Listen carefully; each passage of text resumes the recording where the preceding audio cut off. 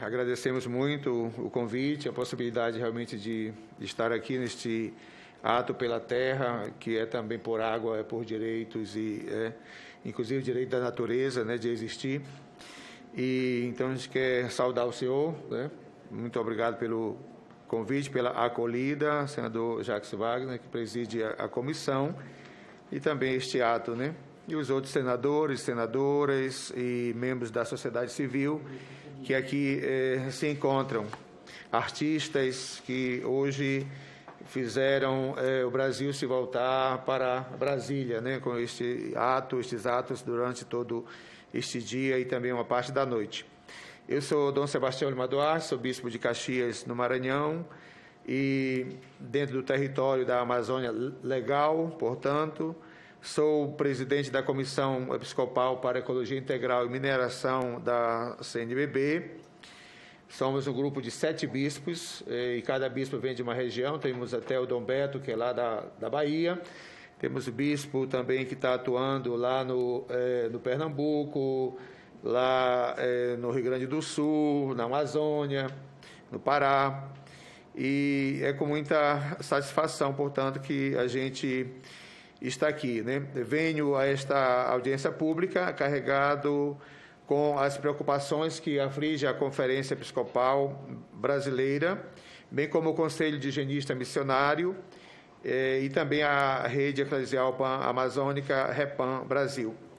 Por isso, parece-me justo recordar os irmãos que presidem estes organismos e que comigo assinaram há poucos dias uma nota pública em defesa dos povos indígenas e de seus territórios, contra a mineração que agredirá seus direitos de viver, numa sociedade, num governo que deveria defender os territórios e os povos indígenas. E que eu lembro que lá no Maranhão, os Capó, para se defenderem, criaram os guardiões da floresta. Eles mesmos se organizam para tentar defender um território já demarcado e tudo mais.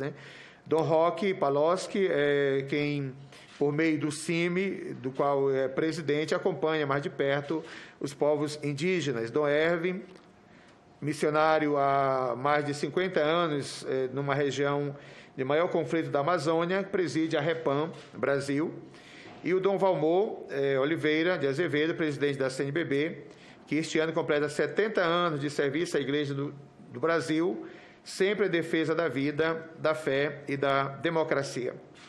O que temos assistido desde o processo que resultou na publicação da Constituição Cidadã, como dizia Ulisses Guimarães, em 1988, é uma investida contra os territórios indígenas, seja por mineradoras, seja pelo agronegócio e, por incrível que pareça, até pelo próprio governo.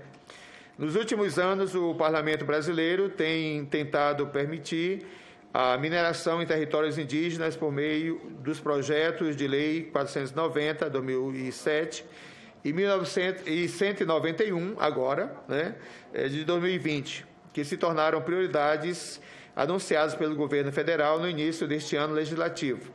O primeiro projeto permite a exploração mineral e turismo, o agronegócio e cria o marco temporal para a demarcação das terras indígenas. O segundo visa a permissão de pesquisas e da lavra de recursos minerais, hidrocarbonetos, bem como o aproveitamento de recursos hídricos em terras indígenas para a geração de energia elétrica e instituir a indenização pela restrição, melhor dizendo, do usufruto destas terras. Não é por nada que ministros e liderança do governo falam em passar a boiada e estão aproveitando até de forma insensível porque por conta da guerra que está acontecendo, enquanto o povo está aí distraído. Agora, enquanto o mundo volta os olhos à guerra que acontece na Europa, parlamentares e governistas querem apreciar em regime de urgência essas proposições, a começar pelo PL 191. Essa pressa quer certamente evitar a discussão com o conjunto da sociedade brasileira e mesmo a discussão entre os próprios parlamentares nas comissões, o que é grave, né? E assim escondeu o verdadeiro desastre social, ambiental e trabalhista acarretado pelas atividades de extração mineral, que quase sempre agravam as ofensivas contra os povos indígenas e as populações tradicionais.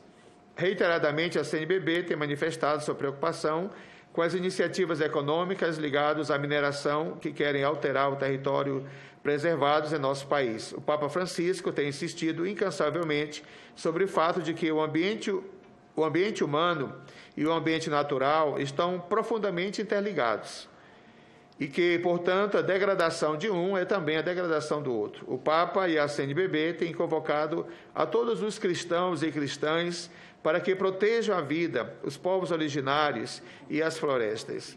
Nós não aceitamos a legalização da poluição dos rios e populações com mercúrio, a destruição dos barrancos e igarapés, a abertura de novas frentes de desmatamento na Amazônia e o genocídio dos povos originários. Reconhecemos os argumentos que enfatizam o desenvolvimento econômico, mas não podemos deixar de dizer que a vida está em primeiro lugar e defendê-la é nosso dever. Afinal, foi para isso que Jesus Cristo afirmou ter vindo, para que todos tenham vida e vida em abundância, e não só alguns.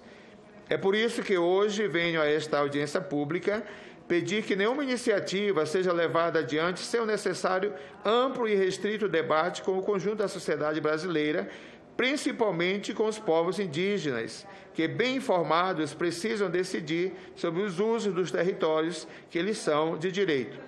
Direito já consagrado na Constituição e nos acordos e convenções internacionais dos quais o Brasil é signatário. O desequilíbrio climático, os cataclismos, a contaminação de territórios até agora protegidos, a criminalização e a perseguição a lideranças que defendem suas comunidades, como ouvimos agora aqui de um senador, e territórios são fruto dos projetos gananciosos do extrativismo predatório, associados a grandes empresas e bancos internacionais. Por isso, pedimos, em nome de um futuro com qualidade de vida para o planeta, em nome dos povos originários, já tão massacrados, que a tramitação desses projetos não avancem se antes abrirmos um debate honesto e amplo com todos os setores envolvidos. No número 178 da Carta Encíclica Laudato Si, do Papa Francisco, sobre o cuidado da casa comum, o Papa afirma que muitas vezes as pautas políticas estão focalizadas nos resultados imediatos, em produzir crescimento a curto prazo e ou responder interesses eleitorais. De acordo com o Papa, é por isso que muitos governos não inserem a agenda de proteção ambiental em seus planos de ação. Mas, Papa Francisco, e para nós, a grandeza política dos parlamentares se mostra quando são capazes de pensar no bem comum, onde todas possam viver a longo prazo. Pedimos aos parlamentares brasileiros, a este Senado, sejam grandes políticos. Pensem no bem comum e no futuro do Brasil e de seu povo, a começar pelos mais expoliados, que são os povos indígenas, os povos tradicionais, e que não cessem de defender o meio ambiente e a casa comum. E, particularmente, também dando uma olhada para o Cerrado, que o último Cerrado brasileiro está sendo destruído pelo Mato Piba. Então, nós muito agradecemos e contem com nossas orações e com os braços e as mãos também para a gente trabalhar, porque nós cremos também naquela espiritualidade prática, viu? Muito obrigado.